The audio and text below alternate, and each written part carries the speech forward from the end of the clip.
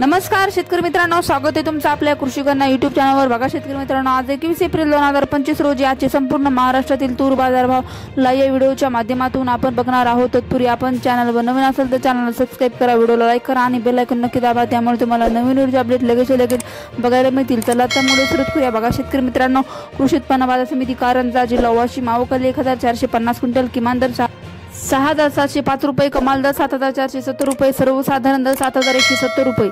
तसेच पुढील बाजार समिती पैठण आवकले 27 क्विंटल, किमान दर 6400 रुपये, कमाल दर 6761 रुपये, सर्वसाधारण दर 6700 रुपये। तसेच पुढील बाजार समिती